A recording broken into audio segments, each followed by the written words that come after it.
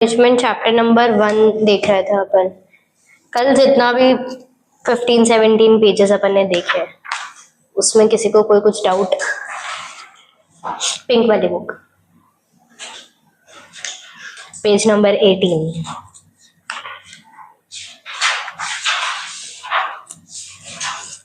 Last जो topic अपन ने देखा था that was regarding risk escalation और कंप्लायंस रिपोर्टिंग। कंप्लायंस रिपोर्टिंग में अपन ने देखा था कि कंप्लायंस रिपोर्टिंग दो टाइप्स में होती है, साइक्लिकल और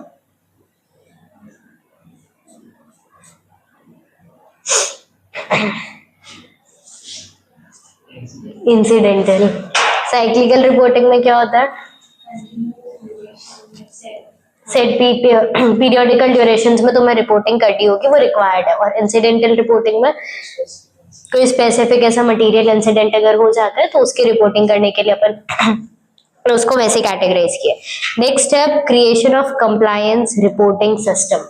जो अपन रिपोर्टिंग की बात कर रहे थे वो पूरा सिस्टम, तो इतने सारे लेवल्स अपन ने देखे थे कि किस पे क्या रिस्पॉन्सिबिलिटी आ रही है, किसकी क्या ड्यूटीज है, उन सबको ध्यान में रखते हुए तुम अपने ऑर्गेनाइजेशन में वो रिपोर्टिंग सिस्टम कैसे एस्टैब्लिश करने वाले हो उसकी बात कर रहे हैं।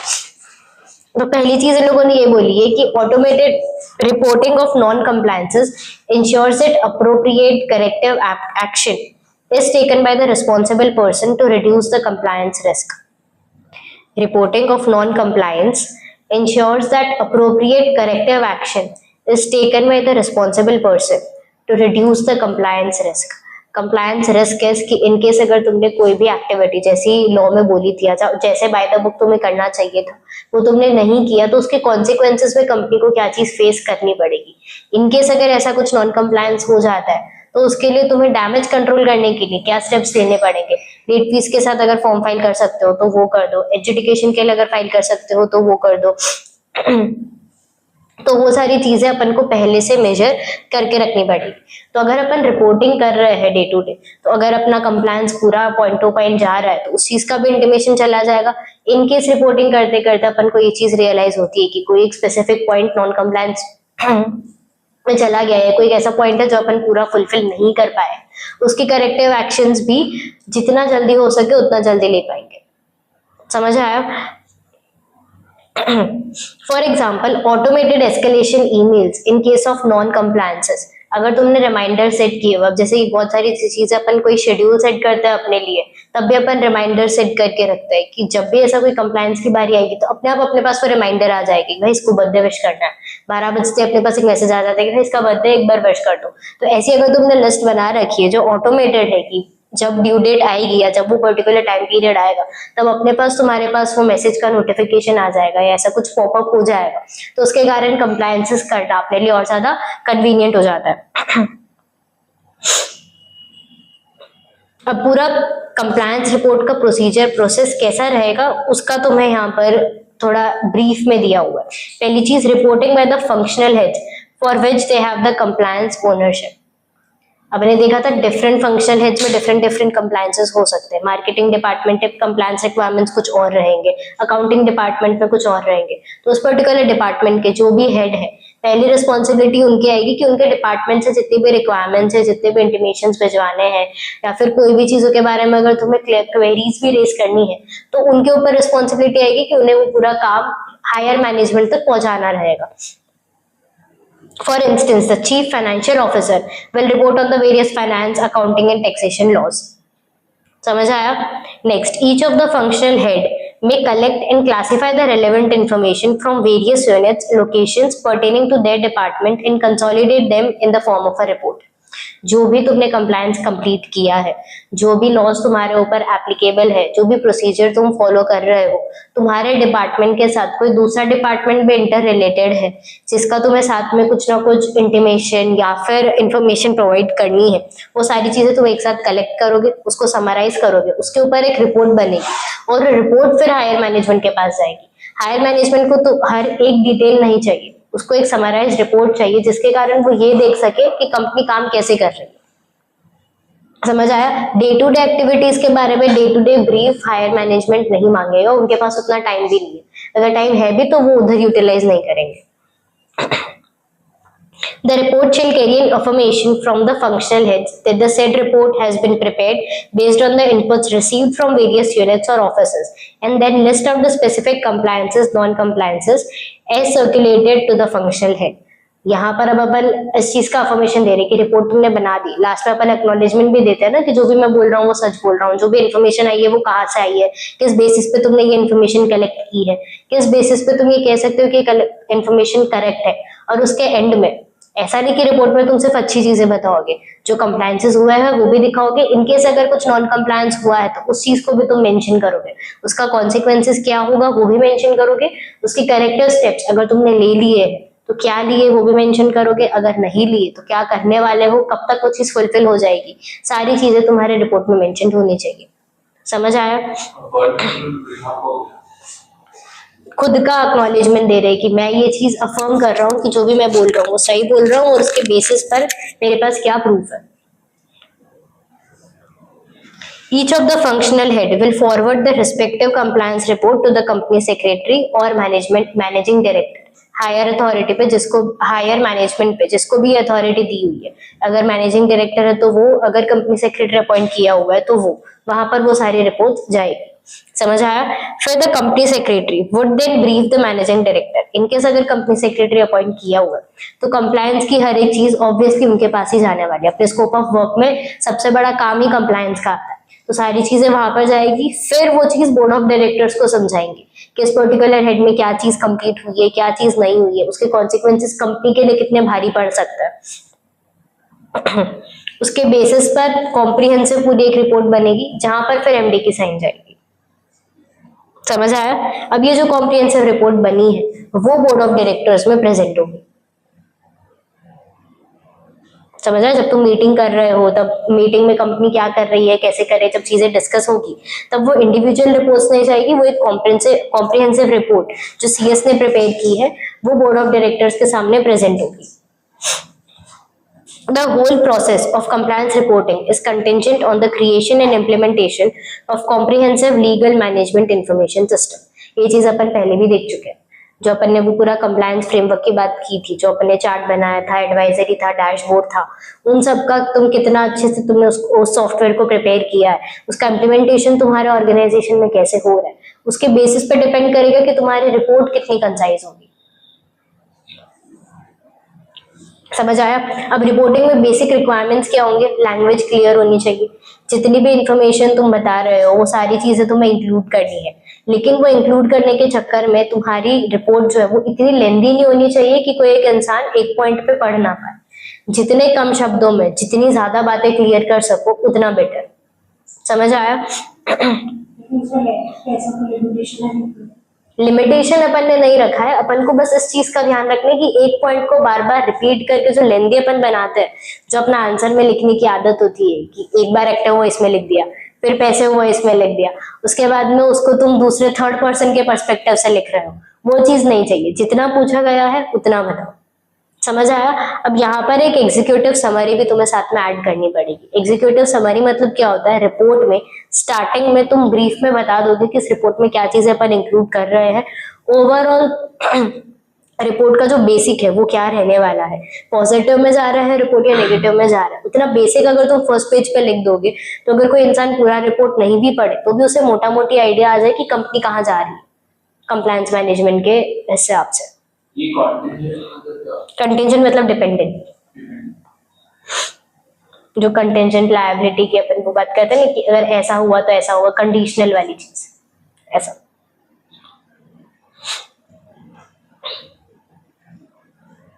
Listing actions to be taken, वापस वही चीज कि इनकेस अगर नॉन कंप्लायंस हो रहा है तो उसके करेक्टिव एक्शंस तुम क्या क्या लेने वाले हो वो चीज भी तुम साथ में मेंशन करोगे। ये जो मैं पॉइंट्स पढ़ रही हूँ वो नीचे बॉक्स है वो पढ़ रही हूँ। Timeliness for improving non compliance, in case अगर नॉन कंप्लायंस हो रहा है तो नेक्स्ट टाइम से वो चीज ना हो उसके लिए तुम क्या एक्शन ले? डैमेज कंट्रोल कर रहे हो दैट इज फाइन, लेकिन वो सेम मिस्टेक वापस रिपीट ना हो उसके लिए तुम क्या करेक्टिव एक्शन लोगे, किस टाइम के अंदर अंदर वो पूरे कंप्लायंसेस कंप्लीट कर दोगे, उसका भी पॉइंट तुम्हें साथ में ऐड करना होगा। Necessary actions to be taken by the management of the organisation, उस रिपोर्ट के बेसिस पर फिर ऑर्गेनाइजेशन जो वो अपना डिसीजन लेगा। इसमें सारे क्लोज और कौन सा सारी चीजें मेंशन करनी पड़ेगी। तुमने सिर्फ हुआ तो फिर उसके जो रीजंस होते हैं वो भी लगते हाँ क्यों नहीं हुआ बराबर, क्योंकि देखो जब तुम रिपोर्ट बना रहे हो, रिपोर्ट का बेसिक मतलब ये है कि तुम मैनेजमेंट को बता रहे हो कि क्या काम हुआ, अब वो काम अच्छा हुआ, बुरा हुआ, नहीं हुआ, सारी ही चीजें तुम्हें मेंशन करनी पड़ेगी। इनकेस अगर तुमने पॉइंट मिस आउट कर दिया तो अगर मैनेजमेंट को प्रॉब्लम का ही नहीं पता तो वो सोल्यूशन कैसे निकालेगा उस चीज के लिए। समझ आया? अब पीरियोडिकल कंप्लायंस रिपोर्ट, जो अपन ये पीरियोडिकल रिपोर्ट की बात कर रहे थे, साइक्लिकल रिपोर्टिंग, अब यहाँ पर तुम्हारे ऊपर कोई स्पेसिफिक लॉज नहीं है कि तुम्हें कंप्लायंस रिपोर्टिंग इतने टाइम के अंदर सबमिट करनी ही पड़ेगी। कंपनी का जो मैनेजमेंट है वो डिसाइड करेगा कि तुम्हारा कंप्लायंस मैनेजमेंट का ओवरऑल सिस्टम कैसे जाने वाला है। लेकिन एक चीज अपन को थोड़ा प्रैक्टिकली भी समझनी पड़ेगी। अगर अपन पीरियोडिकल रिपोर्टिंग कर रहे हैं तो साल में एक कंप्लायंस की रिपोर्ट जाएगी तो क्या वो इनफ होगी? अगर मंथली वीकली बेसिस पर अगर अपन रिपोर्टिंग करें तो क्या वो ज्यादा फिर एक्सटेंसिव हो जाएगा कि एक काम खत्म नहीं हुआ उससे पहले दूसरा एड ऑन हो गया। अगर मंथली रिपोर्टिंग भी कर रहे हैं तो भी हर एक मंथ में ना अलग अलग चीजों के ऊपर काम होता है। सारे मंथ में तुम सेम काम कर रहे हो वो जरूरी नहीं है, या ऐसा भी हो सकता है कि एक पर्टिकुलर प्रोजेक्ट को मंथ्स लग रहा है तो वो पर्टिकुलर 3-4 महीने तुम एक ही चीज को बार बार रिपोर्ट कर रहे हो तो उसका भी सेंस नहीं बनेगा। तो अगर मंथली नहीं हो पाए तो एटलीस्ट क्वार्टरली तो तुम्हें करना ही चाहिए रिपोर्टिंग। समझ आया? फिक्स डेट कंपनी रख सकती है, लेकिन कंपनी की पॉलिसी में तुम मेंशन करके रख सकते हो कि भाई अप्रैल के फर्स्ट वीक में तुम्हें रिपोर्ट सबमिट करनी है, सितंबर के फर्स्ट वीक में तुम्हें रिपोर्ट सबमिट करनी है। कंपनी ये चीज डिसाइड कर सकती है, लॉ ने ऐसा कुछ नहीं बोला। समझ आया?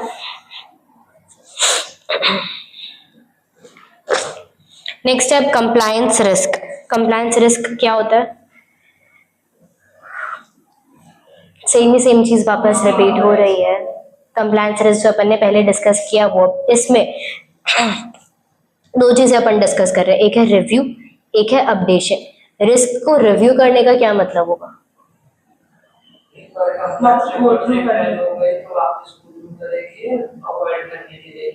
रिस्क मिटिगेशन एक्टिविटीज के लिए तुम्हें एक बार रिव्यू तो करना पड़ेगा ना कि भाई एक्चुअली नुकसान हुआ कितना है, तो पहली चीज तुम वो करोगे। उसके बाद में कंप्लायंस रिस्क अवॉइड करने के लिए या मिटिगेट करने के लिए तुमने प्लान तो बनाया होगा, उस प्लान के अकॉर्डिंग ये रिस्क मिटिगेट हो रहा है या नहीं, तो उसका अपडेशन भी तुम्हें साथ में करना पड़ेगा। अब अगर अपन रिव्यू की बात करें तो उसका पर्पस क्या रहेगा, जो भी तुमने प्लान बनाया है उसके अकॉर्डिंग।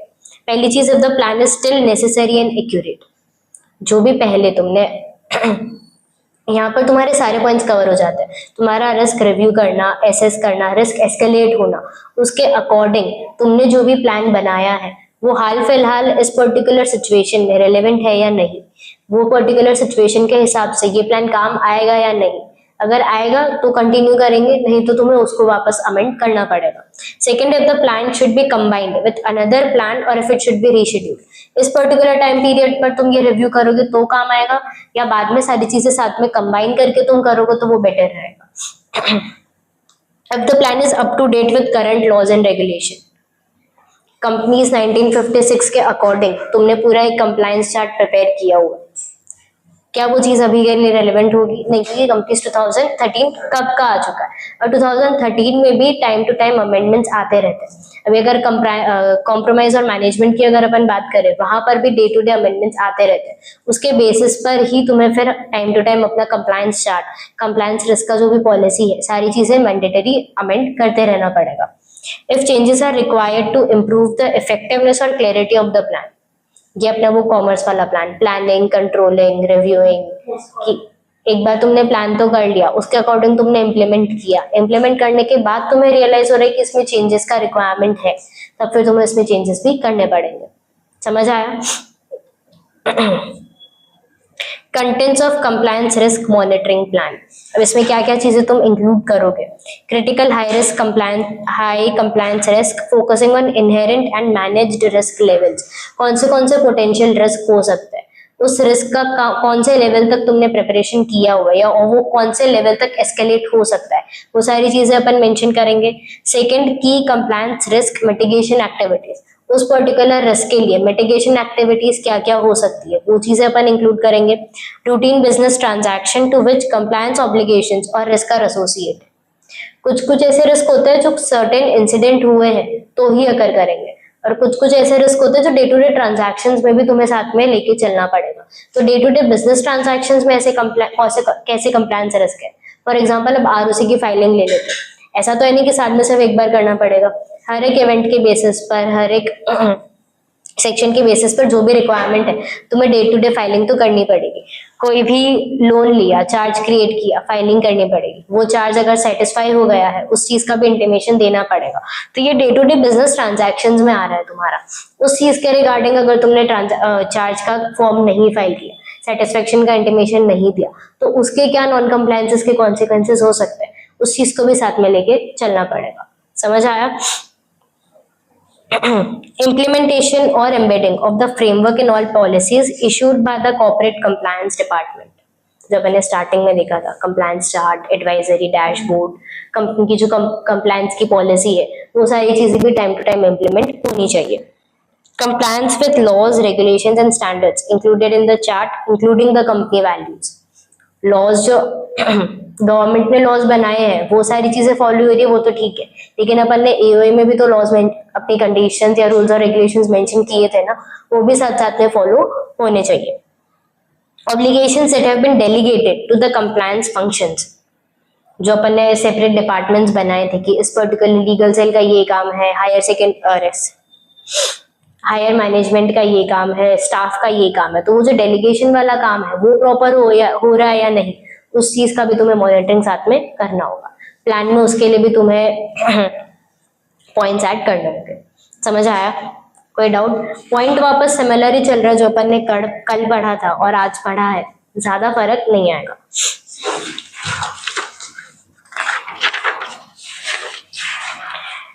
वापस से इधर सेम ही पॉइंट्स लिखे हुए हैं। मॉनिटरिंग का जो प्लान है, कंसाइज स्टेटमेंट्स, इंटरनल और एक्सटर्नल कंप्लायंस ऑब्लिगेशंस दोनों को कंक्लूड करने चाहिए।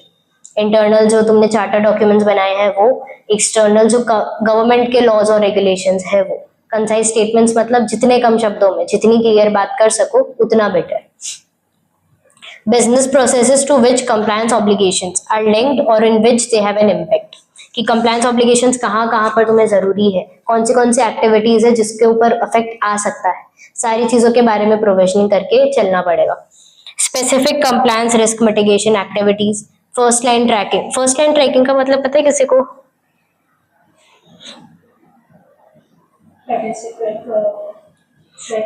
जैसे जैसे एक्टिविटी कर रहे हो वैसे वैसे जो तुम ट्रैकिंग कर रहे हो that is first line tracking. उसके बाद आता है सेकंड लाइन मॉनिटरिंग, कि वो एक्टिविटी फुलफिल हो जाती है, उसके आफ्टर इफेक्ट्स का जो तुम चेक कर रहे हो that is second line monitoring. और उसके बाद आता है थर्ड लाइन अश्योरेंस, जो तुम्हारा इंटरनल ऑडिट होता है, पूरा प्रोसेस कंप्लीट हो चुका है, डन एंड डस्टेड है, उसके बाद में जो तुम आफ्टर इफेक्ट या ओवरऑल इम्पैक्ट देख रहे हो that is third line assurance. समझ आया? First line tracking is activity करते करते ही तुम्हें ध्यान रखना है कि भाई और कोई नॉन कंप्लायंस ना हो। चार्ज, अगर तुम लोन लेने जा रहे हो तो तुम्हें चार्ज के प्रोविजन सारे पता होने चाहिए, कौन से फॉर्म्स फाइल करने हैं वो सारी चीजें पता होनी चाहिए। नेक्स्ट में आएगा सेकंड लाइन मॉनिटरिंग, कि फाइलिंग टाइम टू टाइम हो रही है या नहीं, जो भी इंटीमेशंस आरओसी को देने हैं वो टाइम टू टाइम अपन दे रहे हैं या नहीं। इन केस अगर डिले हो रहा है फॉर्म फाइलिंग में तो फिर ड्यू डेट को अपन कैसे क्या शिफ्ट करें तो अपना फाइलिंग पूरा टाइम टू टाइम चलेगा। और जो थर्ड लाइन अश्योरेंस है दैट इज, ये पूरा प्रोसेस कंप्लीट हो गया, तुम्हारा चार्ज सेटिस्फाई भी हो गया, उसके बाद तुम ओवरऑल इम्पैक्ट देख रहे हो कि ऐसे इंटीमेशन के कारण या ऐसे नॉन कंप्लायंसेस के कारण कंपनी पे क्या इम्पैक्ट पड़ा है। समझ आया? इसमें अपना वो ऑडिट वाला पॉइंट आ जाता है जो अपन चेकिंग करते हैं वो। आया समझ में? कोई डाउट? नेक्स्ट है brief description of how tracking and monitoring activities are perform. ये जो अपन ऊपर बात कर रहे थे उसका प्रोसीजर अपन कंपनी में कैसे इंप्लीमेंट करने वाले हैं उसकी बात कर रहे हैं। Next, frequency of tracking and monitoring activities, कौन सी एक्टिविटीज तुम ट्रैक करोगे और कौन सी नहीं। अब हर एक एक्टिविटी, एम्प्लॉय की हर एक एक्टिविटी को तुम ट्रैक नहीं कर सकते। अगर ट्रैक कर रहे हो तो वो एक पॉइंट के बाद जो तुम्हारा पूरा वर्क एनवायरनमेंट होगा ना वो बहुत ज्यादा हॉस्टाइल हो जाएगा कि भाई सांस तो लेने दो। Recipients of the tracking and monitoring reports, कि अब ये ट्रैकिंग और मॉनिटरिंग के जो भी अपन ने चीजें नोटिफाई किए हैं वो तुम रिपोर्ट किसको करने वाले। समझ आया? कोई डाउट? अब कंप्लायंस मैकेनिज्म में क्या क्या मेथोडोलॉजी तुम ऐड कर सकते हो। पहली चीज जो ये लोग बात कर रहे हैं that is regarding risk assessment या कल्चरल असेसमेंट। रिस्क असेसमेंट तो अपन डिस्कस कर चुके हैं कि ओवरऑल अपने कंपनी में क्या क्या रिस्क हो सकते हैं, उसको कैसे अवॉइड कर सकते हैं, उसकी पूरी प्लानिंग करना। कल्चरल असेसमेंट इज कि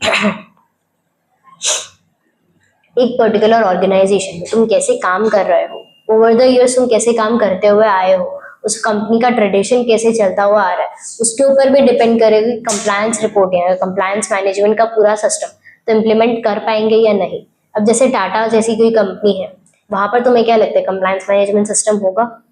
पूरा प्रॉपर वेल एस्टैब्लिश्ड होगा, बहुत सालों से होगा, जिसका वो लोग एक ट्रेडिशन फॉलो करते हुए आ रहे हैं। वही अगर कोई नई स्टार्टअप कंपनी जो अभी अभी जस्ट मार्केट में एस्टैब्लिश हुई है, फ्लरिश होना स्टार्ट हुई है, तो वहां पर कंप्लायंस रिपोर्टिंग का कैसे चल रहा होगा? थोड़ा कुछ तो मैसेज चल रहा होगा कि भाई कहाँ कहाँ पर भागे समझ नहीं आ रहा।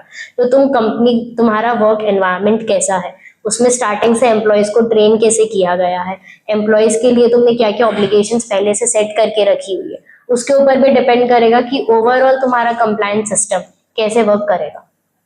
समझ आया? नेक्स्ट है प्रोग्राम डिजाइन और अपडेट। वही कि जो तुमने पूरा प्रोग्राम बनाया है, अब टाटा ने तो बहुत पहले ही कंप्लायंस मैनेजमेंट सिस्टम सेट कर दिया होगा, तो क्या वो सेम सिस्टम आज के डेट तक रेलेवेंट होगा? नहीं। तो फिर वो उस पर्टिकुलर सिस्टम को अपन टाइम टू टाइम कैसे और ज्यादा रेलेवेंट बना सकते हैं, उसको अपने लॉस के साथ कैसे और अपडेट करते रह सकते हैं, उसके ऊपर भी डिपेंड करेगा कि तुम्हारे कंप्लायंस में एफिशिएंसी कितनी आएगी। ठीक है। फिर पॉलिसीज एंड प्रोसीजर्स, वापस सेम पॉइंट की कंपनी ने खुद के कंप्लायंस के लिए क्या पॉलिसी सेट किए हुए। Communication, training and implementation. अब इससे सीनियर मैनेजमेंट से अपन एम्प्लॉयज के ऊपर रिस्पॉन्सिबिलिटी डाल रहे हैं कि अगर फर्स्ट स्टेप से ही कंप्लायंस पूरा अपन कंप्लीट रहेगा तो सीनियर मैनेजमेंट के ऊपर लोड कम आ जाएगा कि वो कौन सी चीजें चेक करे, उस चीज का लोड नहीं रहेगा।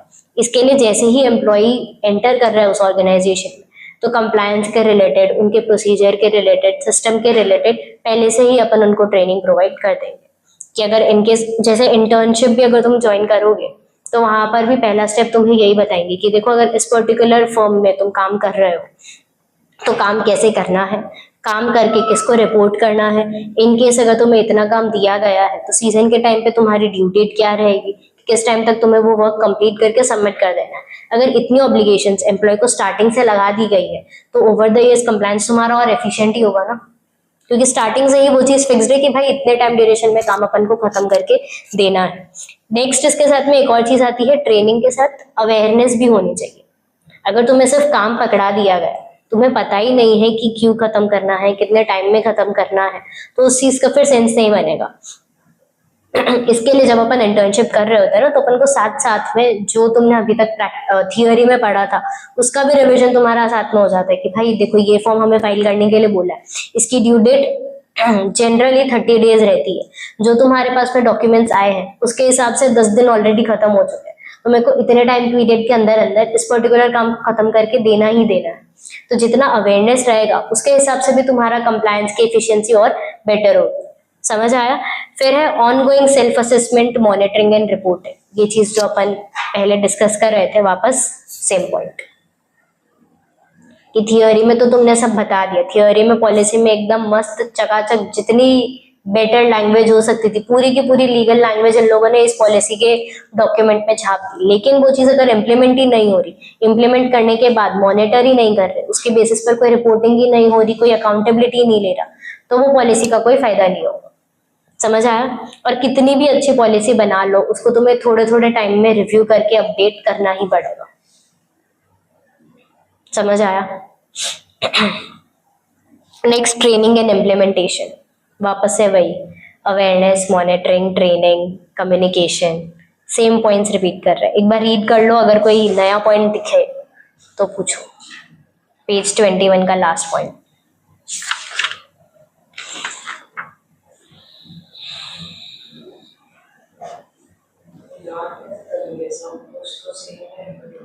अच्छी बात है ना, लर्न करने का लोड कम हो रहा है तुम्हारे पर।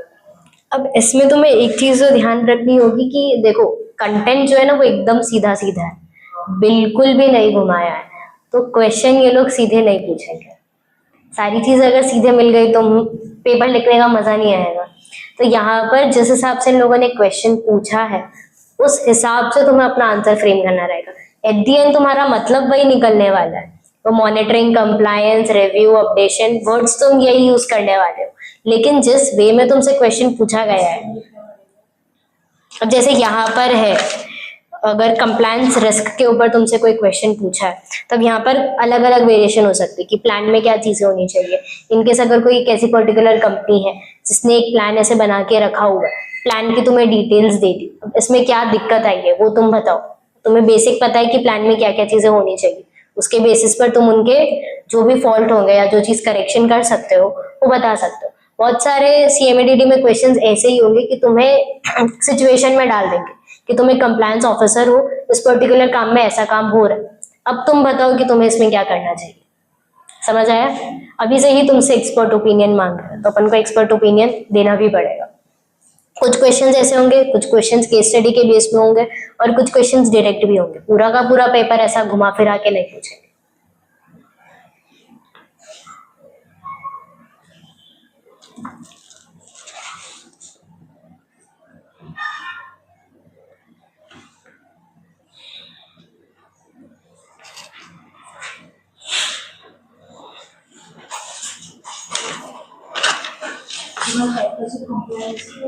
चैप्टर का नाम ही कंप्लायंस फ्रेमवर्क है, पार्ट ए का नाम ही कंप्लायंस मैनेजमेंट है। स्टार्टिंग के 2 चैप्टर्स थोड़े ज्यादा कंप्लायंस है, चैप्टर 3 से फिर थोड़ा सा चेंज है।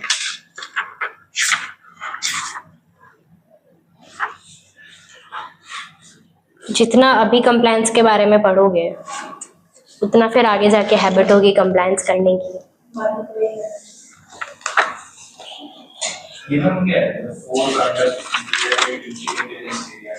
कहाँ पे?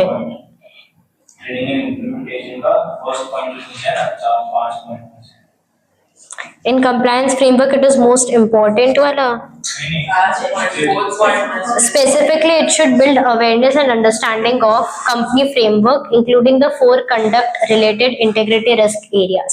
अब यहाँ पर ये लोग कंपनी का प्रॉपर फ्रेमवर्क क्या है, तुम किसको रिपोर्ट करने वाले हो, किसके ऊपर रिस्पॉन्सिबिलिटी आएगी, वो चीज के बारे में अवेयरनेस या फिर अंडरस्टैंडिंग एम्प्लॉय के मन में होनी चाहिए।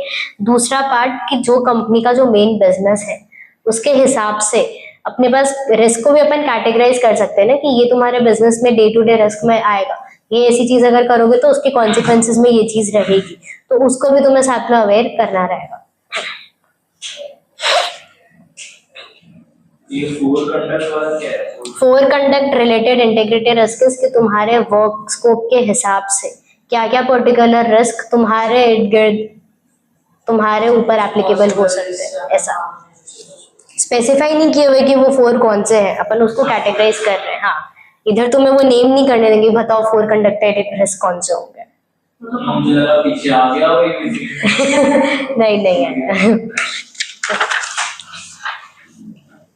समझ आया? अब ये जो ट्रेनिंग प्रोग्राम है इसमें क्या एसेंशियल पॉइंट्स तुम्हें ऐड करने होंगे। अब ट्रेनिंग प्रोग्राम एम्प्लॉय के लिए तुम कैसे कंडक्ट कर सकते हो वो सोचो।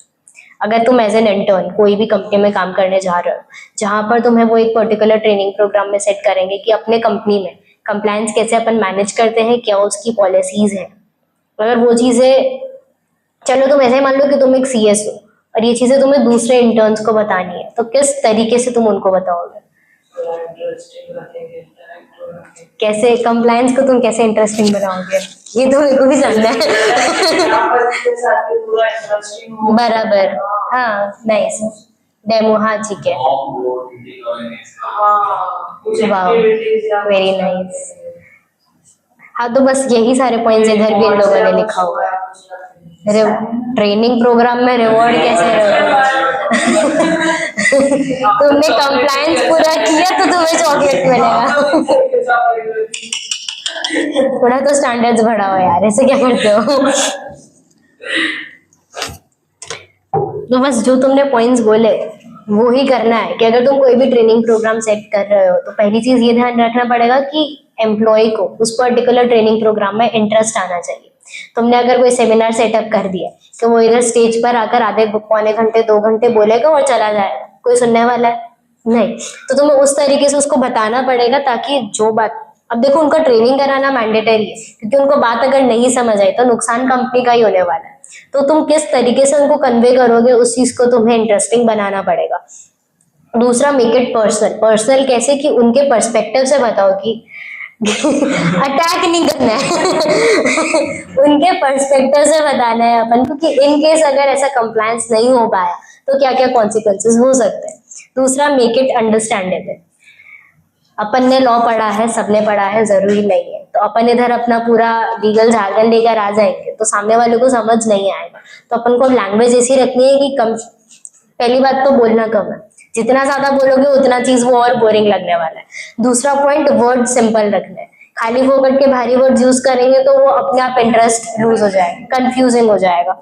मेक इट एक्सेसिबल, कि जो ये प्रोग्राम तुम सेटअप कर रहे हो वो अभी अगर तुम बोलोगे कि नहीं हम कंपनी में नहीं सेटअप करेंगे, हम कंपनी से 20 किलोमीटर दूर एक पार्टी प्लॉट है उधर हम ये प्रोग्राम रख रहे हैं, क्या सब कोई आएंगे? तो अपन को सिचुएशन इवेंट बेस्ड वैसा ही रखना पड़ेगा कि जहां पर हर एक इंसान उस पर्टिकुलर प्रोग्राम को अटेंड कर सके। Make it on going. एक बार तुमने वो प्रोग्राम कंडक्ट कर लिया, उसके बाद में तुमने ना फॉलो अप लिया, ना उनके लिए कोई डाउट सेशन रखा, कुछ भी नहीं रखा तो कुछ काम नहीं रहे। क्या वो फीडबैक भी लेना पड़ेगा। हाँ बराबर, समझ आया। अब क्या क्या इंक्लूड करेंगे वो वापस से सेम दिया हुआ है। Concise statements, business process, compliance obligations, description about the activity, target audience, किसके लिए तुम ये प्रोग्राम सेट कर रहे हो, फ्रीक्वेंसी ऑफ ट्रेनिंग और एजुकेशन एक्टिविटी, कि कितने टाइम पीरियड में तुम ये प्रोग्राम रिपीट करोगे अपने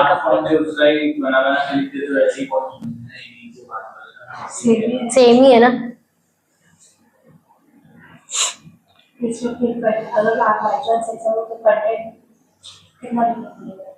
वो तो देखो दोनों चीजों पर, मार्क्स पे भी डिपेंड करता है और सेम पूछा तो इसमें जो सेम दिया। देखो एक चीज अपन को ध्यान रखना है कि यहाँ पर प्रोफेशनल में ये लोग लेंथ नहीं देखेंगे, लेंथ के बेसिस पे मार्क्स मिले वो काम नहीं होने वाला है। लेकिन जो क्वेश्चन तुमसे पूछा गया है वो तुम्हें मेंशन करना पड़ेगा। अब तुम्हें समझ नहीं आ रहा कि क्या लिखे, बट कंप्लायंस मैनेजमेंट तो सेम ही होता है, तो घुमा फिरा के कुछ ना कुछ तो अपन लिख ही देंगे, तो उसके बेसिस पे मार्क्स भी फिर वो लोग घुमा फिरा के ही देने वाले हैं। तो जो क्वेश्चन पूछा है उसके बेसिस पर अगर तुम आंसर लिख रहे हो तो भले ही वो आंसर 6 लाइन का 8 लाइन का जा रहा है तो भी चलेगा। लेकिन इनकेस अगर ऐसा पूछे कि कुछ 5 एसेंशियल चीजें बताओ तो वहां पर वो इंट्रोडक्शन, मेन कंटेंट, वो चीजें रहेगी। एक बार तुम पहले मेंशन कर दो कि कंप्लायंस फ्रेमवर्क है क्या, उसके बाद में तुमने उसके अकॉर्डिंग एसेंशियल स्टेप्स बता दिए, तो उसमें में तुम्हारा कंटेंट का वो लेंथ भी बढ़ जाएगा और आंसर पूरा स्ट्रक्चर्ड भी दिखेगा।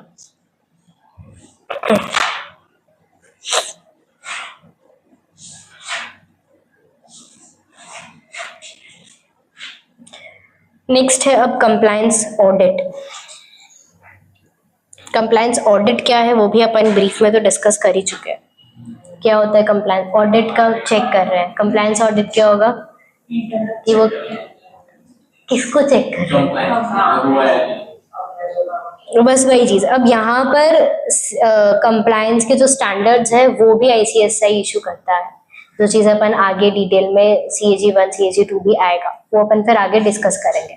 अब ये स्टैंडर्ड्स में भी वापस बात जनरलाइज्ड ही रहने वाली है कि रिपोर्टिंग किस वे में करनी है, तुम्हें क्या क्या चीजें इंक्लूड करनी है।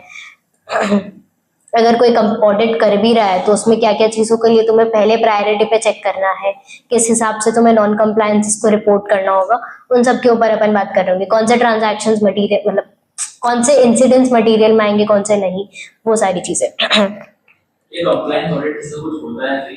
हाँ अपना स्कोप ऑफ वर्क है कंप्लायंस ऑडिट। हाँ नहीं वैसा नहीं, मतलब वो कंप्लायंस करने के बाद वो लोग चेक करते हैं उसको ऑडिट बोलते हैं, या फिर उसको सबमिट करने से पहले चेक करते हैं। Audit is a generalized term जिसको CA ने थोड़ा सा हड़प लिया है, बट CA जो करता है audit that is statutory audit, जो वो accounts books of accounts check करता है that is statutory audit. CAs के रोल में भी बहुत सारे डिफरेंट टाइप्स के ऑडिट आते हैं। अगर तुम कंप्लायंस के रिलेटेड कुछ ऑडिट कर रहे हो तो वो CAs के स्कोप में आता है। नहीं थोड़ी देर वो CAs के रोल में आएगा। सेक्रेटेरियल ऑडिट जो होता है वो सीएस के लेन में आता है, सीएसआर का भी ऑडिट होता है। ऐसे जो डिफरेंट एस्पेक्ट्स है अपने कंपनी के जहां पर कंप्लायंस की रिक्वायरमेंट आती है या प्रोसीजरल रिक्वायरमेंट्स आते हैं, उसके हिसाब से भी ऑडिट होता है। वो सारा ऑडिट सीएस के स्कोप में आता है। समझ आया? कॉस्ट ऑडिट भी होता है। कॉस्ट ऑडिट फिर कॉस्ट एंड मैनेजमेंट अकाउंटेंट के अंडर आता है। तो audit is a generalize term, सिर्फ सीए ऑडिट नहीं करते, तुम लोग भी ऑडिट करोगे। अपना मेन जो ऑडिट में आता है that is secretarial audit. Secretarial audit में कंपनी के जितने भी लॉज उसके ऊपर एप्लीकेबल होते हैं उसके हिसाब से वो कंप्लायंसेस हो रहे हैं या नहीं वो चेक करना होता है। अगर एज एन इंटर्न तुम्हें कभी कोई ऑडिट पे लेकर जाए ना तो देखना पूरी एक कंपनीज एक्ट के बेसिस पे कर रहे हैं तो जितने भी सेक्शंस उनके ऊपर एप्लीकेबल होते हैं ना उसकी पूरी एक लिस्ट बनती है। वो लिस्ट के बेसिस पर फिर जितने भी डॉक्यूमेंट्स तुम्हारे पास अवेलेबल है फाइलिंग के किए हुए सारे कंप्लेंट्स किए हुए हैं। वो सारे चेक करते हैं, फिर उस पर वो टिक करना होता है। इनकेस वो कंप्लायंस के अंदर भी चेक करना पड़ेगा कि जो प्रोविजंस बोले थे उसके अकॉर्डिंग वो काम किया गया है या नहीं। उसमें फिर मिस्टेक ढूंढने में बहुत मजा आती है। ये बड़े लोगों की मिस्टेक अपन ढूंढ रहे हैं।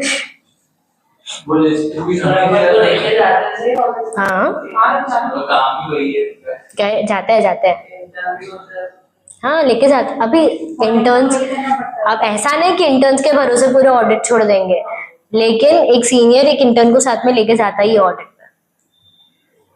अब किसकी बारी आएगी डिपेंड्स कि तुम कौन से फर्म में काम कर रहे हो, कि वो लोग किस हिसाब से काम करा रहे हैं। बहुत बार ऐसा होता है कि वो लिस्ट उन लोग की पहले से बनी हुई होती है क्योंकि कंपनी तो उनके पास पहले से थी ना, उनको पता है कि कंपनीज एक्ट के कौन से क्या प्रोविजंस लगने वाले हैं। ज्यादा से ज्यादा सेक्शंस ऐड ऑन करने होंगे या अमेंड करने होंगे तो वो काम हो सकता है कि तुम्हें मिले। उसमें फिर रिसर्च लगती है पूरी प्रॉपर, ऐसा डायरेक्ट खोल के बैठना पड़ता है। प्लीज प्लीज लॉ का काम चैट जीपीटी को मत बुलाना क्योंकि लॉ को नहीं पता। चैट जीपीटी हाँ अगर मजाक में बोल रहे हो तो ठीक है, अगर इतना ही इंटरनेट यूज करना है तो डायरेक्ट खोल के बैठ जाओ। डायरेक्ट से बेटर और कोई रेफरेंस हो ही नहीं सकता, प्रॉपर दिया हुआ होता है। तो उसी में तो अरे यार, पर अगर तुम लॉ पढ़ रहे हो तो वो इस्तीफा वाली लैंग्वेज पढ़ने की तो मजा आती कि भाई क्या घुमाया है लाइन को। हाँ घुमाया, वो तो पर वो ऐसा है कि कभी-कभी समझ में ही नहीं आता कि क्या लिखा हुआ। तो 4 बार पढ़ो आएगा, 5वीं बार समझ नहीं आता। वो मनीषा मैम के साथ भी बोला था, इसका मतलब तो यही होता है। तो वो वही तो बात है इंटरप्रिटेशन का। अब वो कोई कोई तो ऐसा लाइन होता है, बहुत सारी जगह पर ऐसा भी होता है कि डायरेक्ट में मिस्टेक्स होती है जो अभी तक सही नहीं हुई है। एक ही वर्ड का 4 मीनिंग हो सकता है। एक ही मीनिंग वर्ड का 4 मीनिंग हो सकता। अभी तो वो इंटरप्रिटेशन ऑफ स्टैट्यूट्स क्यों पढ़ रहे थे तुम जेआईजीएल में? इसी काम के लिए तो पढ़ रहे थे। अब कंप्लायंस ऑडिट जब तुम कर रहे हो तो उसमें तुम 2 चीजों का ध्यान रखोगे, एक रेगुलेटरी एक प्रोप्राइटरी।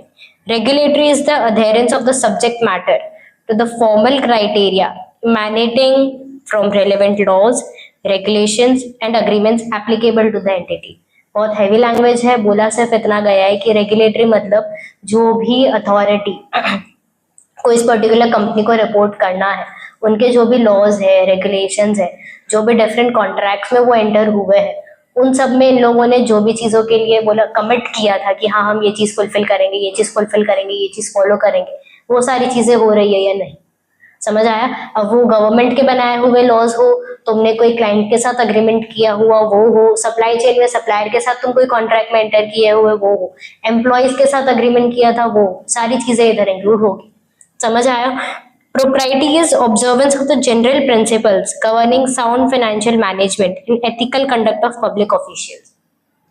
यहाँ पर अब अपन पूरा प्रॉपर वैसे नहीं देख, इधर अपना एथिकल कंडक्ट के बेसिस पे आ जाते हैं कि जो तुम काम कर रहे हो वो एथिकली लायबल फीजेबल है या नहीं। जो भी तुमने मेंशन किया है, जो भी तुम फाइनेंशियल मैनेजमेंट कर रहे हो, वो सारी चीजें तुम्हारी कंपनी की पॉलिसी के साथ मैच कर रही है या नहीं, उस चीज का भी कंप्लायंस ऑडिट में तुम चेक रखो। मतलब अपने काम का ऑडिट होगा। अपने काम का ऑडिट होगा। और बोल सकेंगे कि हमने कोई अथॉरिटी को रिपोर्ट, कोई थर्ड पार्टी के साथ में जो भी तुमने कॉन्ट्रैक्ट किया हुआ हो या फिर जो थर्ड पार्टी तुम्हारे ऊपर कोई भी ऑब्लिगेशंस लगा रही है, वो सारी चीजें फुलफिल हो रही है या नहीं। समझ आया? किसका क्राइटेरिया? इमैनेटिंग। इमैनेटिंग मतलब उस पर्टिकुलर चीज से कोई भी चीज जनरेट हो रही हो तो जहां पर देखो adherence to the subject matter, वापस इंटरप्रिटेशन करते हैं इधर अपन। Adherence of the subject matter to the formal criteria emanating from relevant laws, इसका मतलब वो रेलेवेंट लॉज में जो भी सब्जेक्ट मैटर था उस सब्जेक्ट मैटर के अकॉर्डिंग ऐसी कोई ऑब्लिगेशन है जो तुम्हें फुलफिल करनी है, वो चीजें तुम फुलफिल कर रहे हो या नहीं। समझ आया? सब्जेक्ट मैटर में जो भी लिखा हुआ था उसके हिसाब से तुम्हारे ऊपर कोई ऑब्लिगेशन आ रही है, उसको तुम फुलफिल कर रहे हो या नहीं।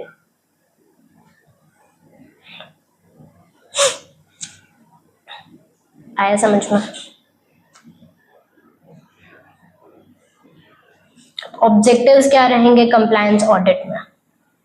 प्लांट एफिशिएंसी अगर अपन बात करें, यहाँ पर जो अपना प्रोडक्शन चल रहा है उसके बेसिस पर वो बता रहे हैं। प्लांट मतलब प्लांट एंड मशीनरी वाला प्लांट।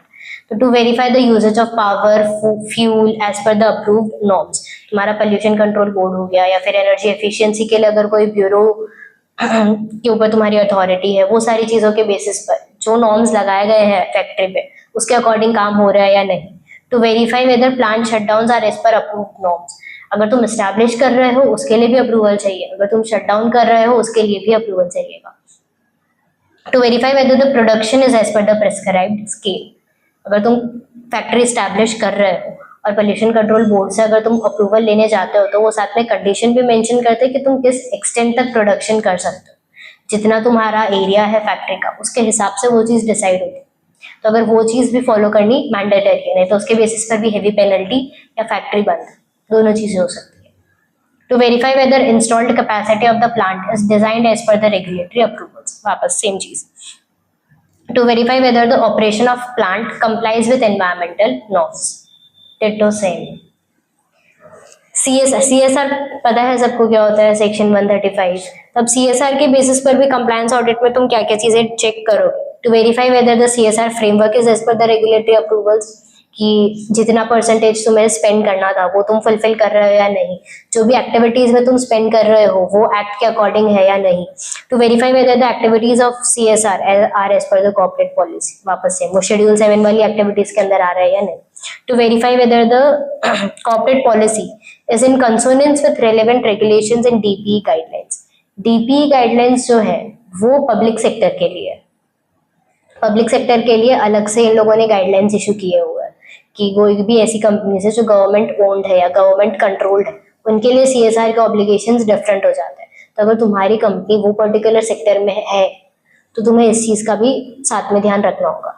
एक्ट का जो फॉलो करना है वो तो करना ही है, साथ साथ में डीपीई गाइडलाइंस भी फॉलो करनी पड़ेगी। समझ आया? सेक्टर में होता है फिर वही कंपनी। पब्लिक सेक्टर मतलब जो गवर्नमेंट कंट्रोल्ड कंपनीज होती है वो, तो अगर वैसी कोई company, sector public sector undertakings, दो सेक्टर होते हैं, एक होता है प्राइवेट सेक्टर, एक होता है पब्लिक सेक्टर। पब्लिक सेक्टर जो गवर्नमेंट ओन्ड या गवर्नमेंट कंट्रोल होती है वो, और प्राइवेट सेक्टर जहाँ पर प्राइवेट इंडिविजुअल्स या एंटिटीज अपने क्रिएशन फॉर्म करती है वो। मैं प्राइवेट कंपनी या पब्लिक कंपनी की बात नहीं कर रही, मैं अलग अलग सेक्टर्स की बात कर रही हूँ। ठीक है? बेनिफिट्स तो तुम खुद ही रीड कर लेना यार, वापस से वो सेम ही बात बोल रहे होंगे।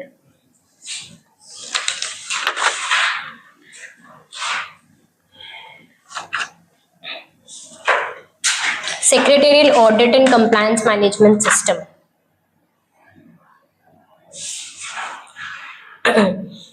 जो तुम सिस्टम क्रिएट कर रहे हो। सेक्रेटेरियल ऑडिट क्या है वो तो मैंने बताया। उसके बाद कंप्लायंस मैनेजमेंट सिस्टम, तुम्हारा किस बेसिस पर तुम पूरा कंडक्ट करने वाले हो, क्या क्या फैक्टर्स उसमें आएंगे, उसकी पूरी एक लिस्ट दी हुई है तुम्हें। Nature of the business, geographical domain, size of the company, jurisdiction, listed company है या नहीं, अगर लिस्टेड है तो उनके ऊपर कंप्लायंसेस की रिक्वायरमेंट बढ़ जाती है। स्टॉक एक्सचेंज को इंटीमेट करना, सेबी के सारे रेगुलेशंस फुलफिल करना, और पब्लिक इन्वॉल्व होती है तो वैसे भी ज्यादा ध्यान रखते ही है वैसी कंपनीज पर। रेगुलेटरी अथॉरिटीज को क्या क्या इंटीमेशंस करने हैं रिगार्डिंग जो भी तुम्हारे बिजनेस ऑपरेशंस है उसके ऊपर डिपेंड करता है। Nature of the company, public है, प्राइवेट है या फिर गवर्नमेंट कंपनी है, वो सारी चीजों के बेसिस पर जो सेक्रेटेरियल ऑडिटर होगा वो अपना पूरा एक प्लान बनाएगा।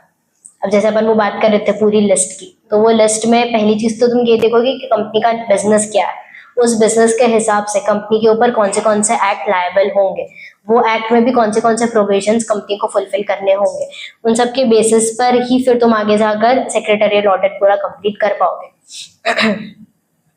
अगर कंप्लायंस मैनेजमेंट सिस्टम कंपनी में एफिशिएंट है तो सेक्रेटरियल ऑडिट को भी उस चीज का बेनिफिट मिलता है, क्योंकि पहले से तुमने सारे सिस्टम मेंटेन करके रखा हुआ है, जो भी कंप्लायंसेस से वो फुलफिल्ड है उसके बेसिस पर तुम्हारे पास रिपोर्ट भी रेडी है। तो अगर सेक्रेटरियल ऑडिट तुम्हारे पास आकर कोई भी डॉक्यूमेंट मांगेगा तो तुम सीधा रिपोर्ट पकड़ाओगे, उससे भी उसको एक बार के लिए आइडिया आ जाएगा, एटलीस्ट एक ब्रॉड आइडिया आ जाएगा कि कंपनी किस हिसाब से काम कर रही है और उनको कौन से एरियाज में चेक करना बाकी रहेगा। समझ आया? अब यहाँ पर जो ये ऑडिट होगा उसका अपन को ऑब्जेक्टिव ये चीज नहीं लेके चलनी कि हमको गलती ढूंढनी है। हमारा मेन ऑब्जेक्टिव ये रहेगा कि ये पर्टिकुलर कंप्लायंस सिस्टम जो है इसको अपन और एनहांस कैसे कर सकते हैं।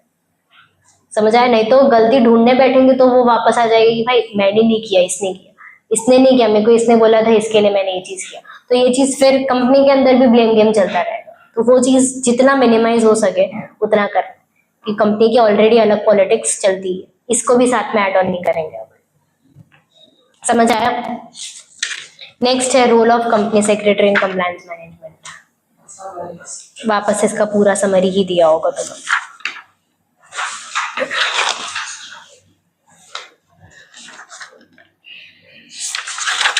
डायरेक्टर्स रिस्पॉन्सिबिलिटी स्टेटमेंट पता है किसको क्या होता है? सेक्शन 134 वाला होता तो है ही। ये चीज अपन कब नहीं, वो लोन लेते हैं ना तो उसमें डायरेक्टर रिस्पॉन्सिबिलिटी उसमें था कि एक मिनट लोन का ही उसको जाके उसमें ना उनको रिस्पॉन्सिबिलिटी लेनी पड़ती है कि इतने टाइम तक कंपनी को पैसे की कोई कमी नहीं होगी।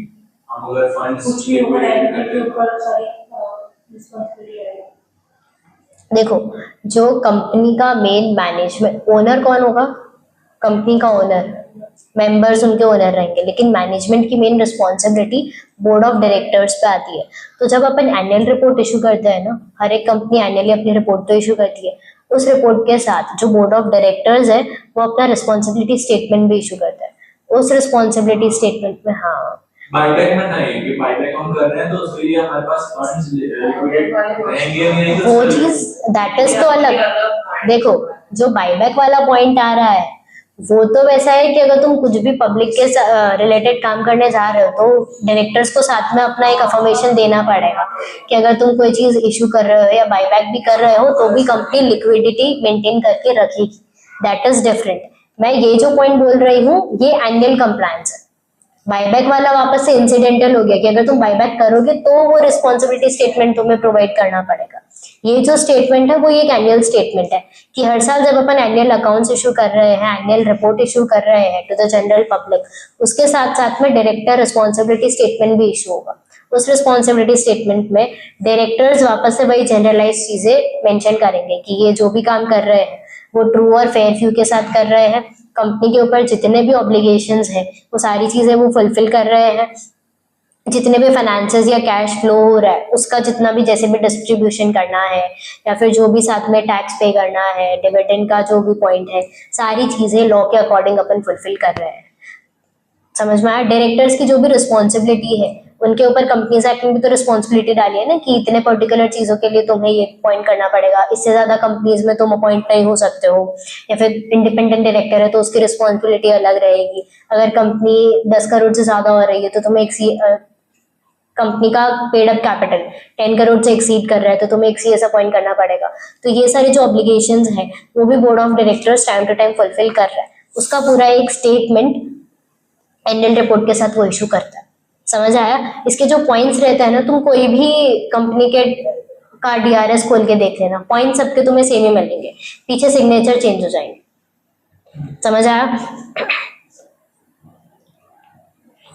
देखो पॉइंट्स क्या क्या है वो भी तुम्हें मेंशन किए होगा 1 to 6 पेज नंबर 26 पर, कि जब तुम अकाउंट्स प्रिपेयर कर रहे थे जो अभी तुम साथ में इशू करने वाले हो उस टाइम पर कंपनीज एक्ट का जो भी रेलेवेंट सेक्शन था, शेड्यूल 3 था, अकाउंटिंग स्टैंडर्ड्स था, सारी चीजों का तुमने फॉलो किया है।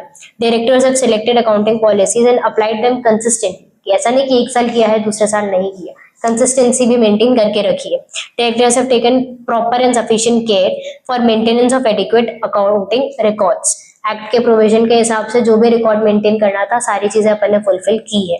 Directors have prepared annual accounts on going concern basis. 2 minute बस खत्म हो रहा है। In case of listed company internal financial control के भी पूरा ऑपरेशन इफेक्टिवली हो रहा है।